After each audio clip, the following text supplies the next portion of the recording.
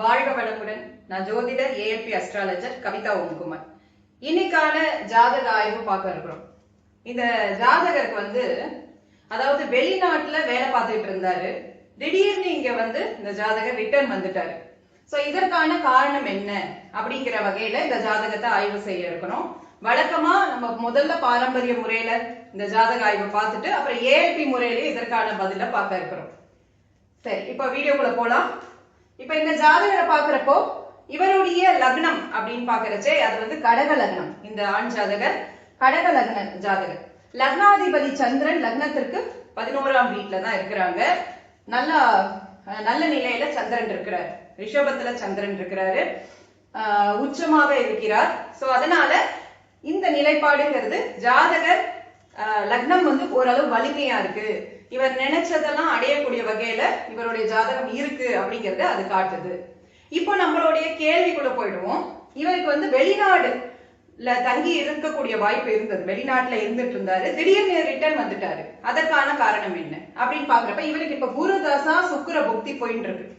சரிங்களா? சரி, இப்ப முதல்ல வெளிநாடுனா என்னென்ன பாவகம் பார்க்கணும் அப்படின்னு பாக்குறப்ப மெயினா 12ஆம் பாவகம், அப்புறம் 9ஆம் பாவகமும் நம்ம ஒரு தடவை பார்த்துக்கலாம். அதே போல 4ஆம் பாவகம். 4ஆம் பாவகம்ங்கிறது சுகஸ்தானம், நம்மளுடைய வீட்டை விட்டு வெளியேறது 4ஆம் பாவகத்தை குறிக்குது. 9ஆம் பாவகம்ங்கிறது நம்ம வெளியூர் போறது, பயணத்துல போறது, வெளிநாட்டுக்கு போறது, இதெல்லாமே 9ஆம் பாவகமும் 12ஆம் பாவகமும் அதை குறிக்குது. சோ இப்ப இது எல்லாத்தையும் நம்ம இதுல செக் பண்றோம். ஃபர்ஸ்ட் இந்த லக்னத்துக்கு 4ஆம் வீடு அப்படின்னு பாக்குறப்போ சுக்கிரன் எங்க இருக்கிறாரு அப்படின்னு பாக்குறப்ப லக்னத்திற்கு 8ஆம் வீட்டுல இருக்கிறாரு. அப்ப இதுலயே ஒரு விஷயம் தெரியுது, இந்த ஜாதகருக்கு கொஞ்சம் வீட்டை விட்டு தள்ளி போயிருக்கக்கூடிய அமைப்பு இருக்கு அப்படிங்கிறது தெரிய வருது. சரிங்களா? சரி, அதே மாதிரி 9ஆம் வீடு அப்படின்னு பாக்குறப்ப அந்த அதிபதி பாக்குறப்போ கடக லக்னத்துக்கு 9ஆம் அதிபதி குரு பகவான். குரு எங்க இருக்கிறாரு அப்படின்னு பாக்குறப்ப 2ஆம் வீட்டுல இருக்கிறாரு. ஓகே, இப்போ 9ஆம் அதிபதி குரு 2ஆம் வீட்டுல இருக்கிறாரு அப்படிங்கிறது நல்ல நிலைப்பாடுதான். இப்போ அவர் இந்த வீட்டுல ராகுவோட தொடர்புல இருக்கிறார், நட்பு வீட்டுல இருக்கிறார், சூரியனோட வீட்டுல இருக்கிறாரு. ஆனா ராகுவோட தொடர்புல இருக்கிறாரு அப்படிங்கிறது இவருக்கு ஏதோ மேற்படிப்புக்காக இல்லைன்னா கொஞ்சம் வெளியூர் போறதுக்கான வாய்ப்புகள்லாம் இருக்கு, அதுக்கான தசை நடக்கிறப்போ அப்படிங்கறத காட்டுது. அதே சமயம் 10ஆம் வீடு தான் தொழில் ஸ்தானம். அப்ப இந்த லக்னத்திற்கு கடகத்துக்கு 10ஆம் வீடு அப்படிங்கிறப்போ மேஷம் வரும். சரிங்களா? அப்ப அந்த 10ஆம் வீட்டோடைய அதிபதி செவ்வாய், அவரும் பார்த்தோம்னா இதே மாதிரி சிம்மத்துல ராகுவோட சேர்ந்து இருக்கிறாரு. அப்படிங்கிறது இவர் வாழ்க்கையில தொழிலுக்காக நிறைய மாற்றங்களை அனுபவிப்பாரு இந்த ஜாதகர். அப்படிங்கறத இந்த ஜாதகத்தை வச்சு, இந்த பாவகங்களை வச்சு நம்ம பாக்குறப்போ நமக்கு தெரியக்கூடிய பலனா இது கிடைக்குது. இப்போ இதெல்லாம் எப்ப நடக்கும் அப்படின்னு சொல்றது தசாபுக்தி தான். தசாபுக்தியோட கையில தான் இது எப்ப நடக்கும், எப்ப வேலைக்கு போவாங்க, எப்ப படிப்பாங்க, எப்ப கல்யாணம் பண்ணிப்பாங்க அப்படிங்கிறது யார் கையில இருக்குன்னா தசாநாதன் கையிலயும் புக்திநாதன் கையிலயும் தான் இருக்கு. இப்ப இந்த ஜாதகத்துக்கு என்ன தசா போறது அப்படின்னு பாக்குறச்சே இவருக்கு குரு தசா போயிட்டு இருக்கு. அப்ப குரு யாரு இந்த லக்னத்திற்கு அப்படின்னு பாக்குறப்போ இந்த கடக லக்னத்திற்கு இதான் குருவோடைய வீடு. அதாவது 6ஆம் அதிபதியாகவும் வருவாரு, 9ஆம் அதிபதி, இந்த 2 வீடு குருவோட வீடு. 6, 9 அதிபதியா குரு வராரு. எங்க இருக்கிறாருன்னு பாக்குறப்போ 2ஆம் பாவகத்துல இருக்கிறாரு இந்த குரு தசை. சரிங்களா? அப்ப 6ங்கிறது நம்மளுடைய service job, service oriented profession, அடிமை தொழில், இதெல்லாமே 6ஆம் பாவகம்னு சொல்லலாம். கடன், நோய், எதிரி, வம்பு, வழக்கு, இதுவும் 6ஆம் பாவகம் தான். 9ஆம் பாவகம்ங்கிறது வெளியூர், வெளிநாடு, இத குறிக்கக்கூடிய பாவகமாகவும் வரும். மேற்படிப்பு, அப்பா, இதெல்லாம் பத்தி சொல்லக்கூடிய விஷயங்களும் 9ஆம் பாவகத்துல இருக்கு.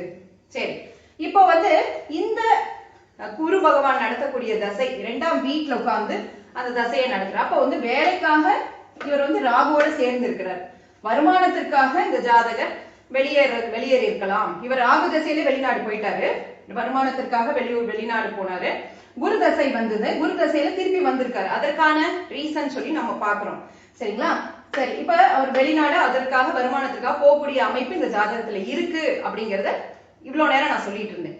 சரி, இப்ப இந்த குரு தசையில 2ஆம் வீட்டுல குரு உட்கார்ந்து இருக்கிறாரு. ஜாதகருடைய எண்ணம் எல்லாமே இப்போ எப்படியாவது வருமானத்தை ஈட்டணும், குடும்பத்தை காப்பாற்றணும், இந்த எண்ணம் தான் அதிகமா இருக்கு. சேமிப்பை அதிகப்படுத்தணும், இதெல்லாம் தான் அதிகமா இருக்கும். சரிங்களா? அதுக்கு வித்தியாசமா நிறைய யோசிப்பார்.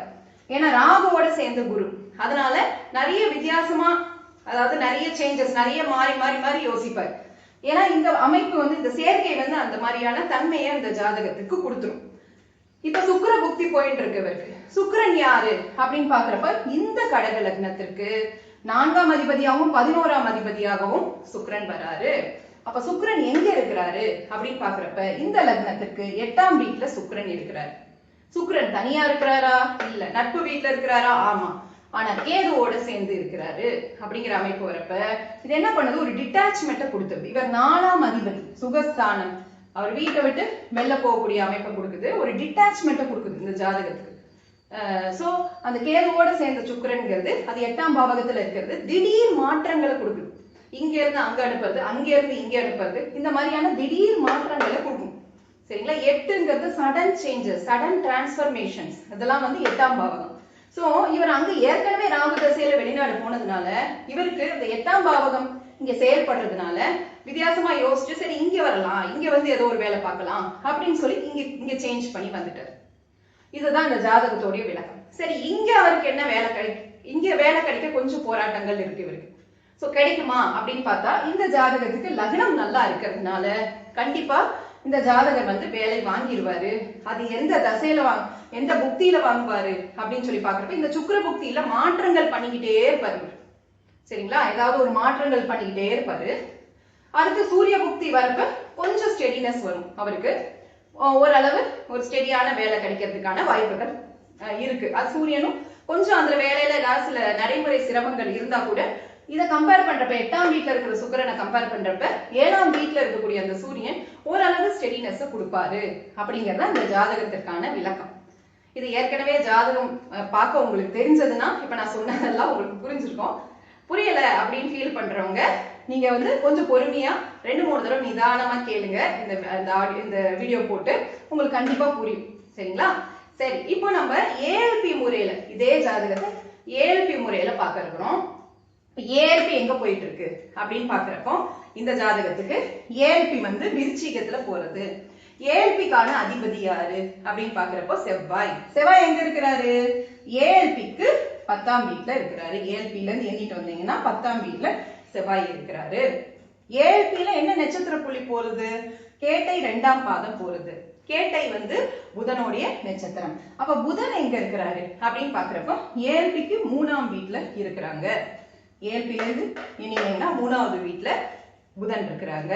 அப்போ 3ஆம் வீடு அப்படிங்கிறது மாற்றங்கள். ஏஎல்பி இந்த பாதம் ஆரம்பிச்சதுல இருந்து ஒரு சேஞ்சஸ். 3ங்கிறது மாற்றம். 3ங்கிறது அதாவது ஒரு விஷயம், அதாவது ப்ரமோஷனுக்கு ட்ரை பண்றது, ஒரு சேஞ்சுக்கு ட்ரை பண்றது, இதுக்கெல்லாமே 3ஆம் பாவகமும் காரகத்துவமா வரும். ஒரு காம்படிஷன் எக்ஸாமுக்கு ட்ரை பண்றது, இதெல்லாமே 3ஆம் பாவகம். முயற்சி ஸ்தானம், முயற்சி பண்ணிக்கிட்டே இருப்பாங்க. சோ இவர் என்ன பண்றாரு? அங்கிருந்து முயற்சி பண்ணி இங்க வந்து இங்க பல வேலைகளை தேடிட்டு இருக்காரு, இங்க முயற்சி பண்ணிட்டு இருக்காரு. சோ முயற்சிங்கிற அந்த ஸ்தானம் வேலை பார்க்குது இப்போ ஏஎல்பி படி பாக்குறப்ப. அப்போ 3, 4 இந்த 2, 3, 4 இந்த 3 பாதங்கள் முடிகிற வரைக்கும் இந்த ஜாதகர் ஒரு மாற்றங்கள்லயே தான் இருப்பார். ஏதாவது ஒரு வேலையில இருந்து இன்னொரு வேலை, இப்படி ஒரு ஃபேஸஸ் இருந்துகிட்டே தான் இருக்கும். சரிங்களா? சோ ஏஎல்பி படி பாக்குறப்ப இந்த கேட்டை முடிஞ்ச பிறகு இந்த ஏஎல்பி இங்க இருந்து இங்க மாறும் உங்களுக்கு. இன்னொன்னு ஏஎல்பிக்கு 12ஆம் பாவகம் பாக்குறோம் நம்ம. ஏஎல்பிக்கு 12ஆம் பாவகம்னு பாக்குறப்போ அது வந்து என்னன்னு சொல்லி பார்த்தோம்னா துலாம். அப்ப அதற்கான அதிபதி யாரு? சுக்கிரன். அவர் எங்க இருக்கிறாரு? ஏஎல்பிக்கு 4ஆம் வீட்டுல இருக்கிறாரு. சரிங்களா? அப்போ அவரு இந்த ஜாதகர் வந்து இந்த 4ஆம் வீட்டுல, இந்த 12ஆம் அதிபதி 4ஆம் வீட்டுல இருக்கிறதுனால திருப்பி அந்த ஊருக்கு வந்துட்டாரு, அவரோட வீட்டுக்கு வராரு அப்படிங்கறதே நம்ம இந்த இடத்துல எடுத்துக்கலாம். சோ ஏஎல்பி படியும் பாக்குறப்ப இந்த அமைப்பு கரெக்டா வரத நம்மளால புரிஞ்சுக்க முடியாது. இது ஏஎல்பி படி பாக்குறப்ப இவருக்கு இந்த சேஞ்ச் இருந்துட்டே தான் இருக்கும். இந்த புதன் நட்சத்திர புள்ளி முடிகிற வரைக்கும். இந்த நட்சத்திர புள்ளி முடிஞ்சு அடுத்து ஏஎல்பிக்கான மாற்றம் வரப்ப வேற அமைப்புகள் இவங்களுக்கு மாறும். அதை பத்தி இன்னொரு நாள் ஒரு வீடியோ பார்ப்போம். நம்ம ஏற்கனவே கொஞ்சம் லென்த்தா போயிடுச்சு. சோ இதை நீங்க கொஞ்சம் நல்லா கொஞ்சம் திரும்ப திரும்ப போட்டு கேட்டாதான் உங்களுக்கு இந்த ஜாதகத்தோட விளக்கம் புரியும். ஏற்கனவே உங்களுக்கு அஸ்ட்ராலஜி தெரியும்னா இது ஈஸியா புரியும் இப்ப நான் சொன்னது. சரிங்க? சோ இதுதான் அந்த மாற்றத்திற்கான காரணம். இந்த நபர் ஏன் மாற்றங்களோட இருக்கிறாரு அப்படிங்கிறதுக்கான காரணத்தை இந்த 2 முறையிலையும் நம்ம பார்த்தோம். இது மாதிரி நம்மளுடைய ஜாதகத்திலேயே நமக்கு லைஃப்ல நடக்கக்கூடிய எல்லா நிகழ்வுகளுக்கான காரணங்கள் இருக்கும் உள்ளுக்குள்ள. சரிங்களா? அது என்ன தசை, என்ன புக்தி, என்ன போயிட்டு இருக்கு அப்படிங்கறத நம்ம கூர்ந்து கவனிச்சோம்னாலே அடுத்து என்ன நடக்குங்கிறத நம்மளால கெஸ் பண்ண முடியும். இது உங்களுக்கு வந்து நீங்க இதே மாதிரி உங்க ஜாதகத்துல உங்களுக்கு அடுத்து என்ன நடக்கும் அப்படிங்கிற ஒரு கியூரியாசிட்டி இருக்குதுன்னா, எப்ப திருமணம் நடக்கும், எப்ப குழந்தை பாக்கியம் வரும், எப்ப வந்து வேலை மாற்றம் இருக்கும் அப்படிங்கிற மாதிரியான கேள்விகள் இருந்ததுன்னா நீங்க இந்த ஸ்கிரீன்ல வரக்கூடிய இந்த நம்பரை கான்டாக்ட் பண்ணுங்க. அஸ்ட்ராலஜி அப்பாயின்மெண்ட் வாங்கிக்கோங்க. உங்களுக்கு நல்ல முறையில ஜாதகங்கள் பார்த்து பலன் சொல்லப்படும். இதை தாண்டி இந்த சேனலை சப்ஸ்கிரைப் பண்ணிக்கோங்க, லைக் பண்ணுங்க, ஷேர் பண்ணுங்க.